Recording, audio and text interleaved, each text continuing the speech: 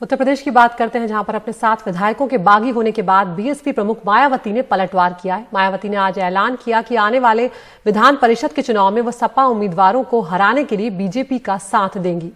एक बड़ी बात यहां पर मायावती ने कही है कि सपा को हराने के लिए वो बीजेपी का साथ देने से भी नहीं चूकेंगी। मायावती ने कहा कि हमारे 7 विधायकों को तोड़ा गया है और ये हरकत समाजवादी पार्टी को भारी पड़ेगी। आपको बता दें कि बीएसपी के 7 विधायक पाला बदलकर सपा से मिल चुके हैं। कल इन विधायकों को अखिलेश यादव से मुलाकात इन्होंने की। बाद में बीएसपी के राज्यसभा उम्मीदवार बने 5 विधायकों ने प्रस्तावक के तौर पर अपना नाम भी वापस ले लिया था।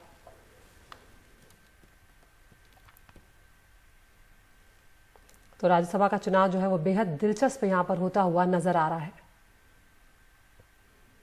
इस बार जब यहाँ एमएलसी के चुनाव होंगे, क्योंकि इसके बाद एमएलसी के होंगे, आगे चलकर जल्दी ही इस बार जब यहाँ जल्दी मतलब समय से अब समय कम रह गया, इस बार जब यहाँ एमएलसी के चुनाव होंगे तो तब फिर बीएसपी कल की घटना का जैसे को तैसा जवाब देने के लिए, अर्थात सपा के दूसरे खड़े किए जाने वाले उम्मीदवार को हराने के लिए, एक तो उनका आराम से बन जाएगा, दूसरा ही खड़ा करेंगे, अर्थात सपा के दूसरे खड़े किए जाने वाले उम्मीदवार को हराने के लिए अपनी पूरी ताकत लगा देगी बीएसपी जो है।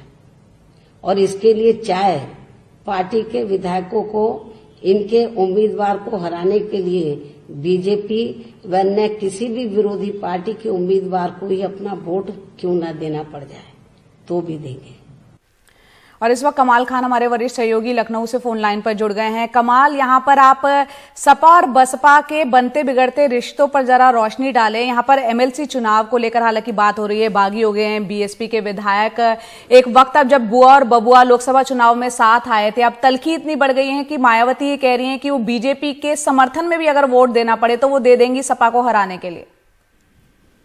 देखिए, ऐसा है कि दरअसल ये सब कुछ एक पॉलिटिकल गेम था।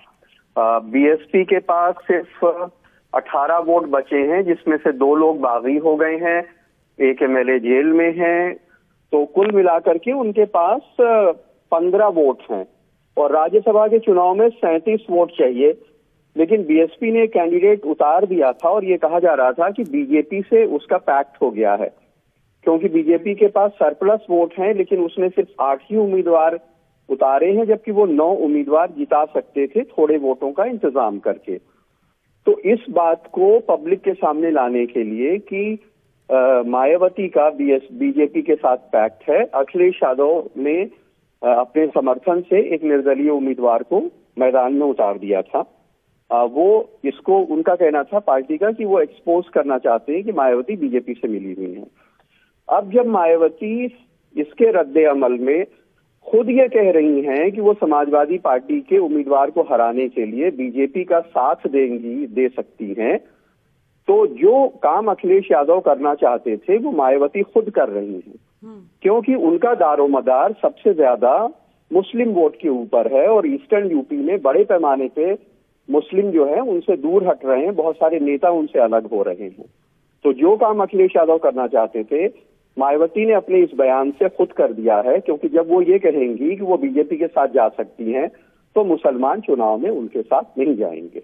बिल्कुल जी, बहुत शुक्रिया कमाल इस तमाम जानकारी के लिए। तो दिलचस्प होते नजर आ रहे हैं यहाँ पर राज्यसभा के चुनाव जो है उत्तर प्रदेश में 10 सीटें हैं, 8 पर बीजेपी ने प्रत्याशी उतारे हैं और 9वें के लिए बसपा को लग रहा था कि जीत निश्चित होगी, लेकिन अब सपा ने खेल बिगाड़ दिया है। तो मायावती कह रही है कि वो बीजेपी का साथ देंगी।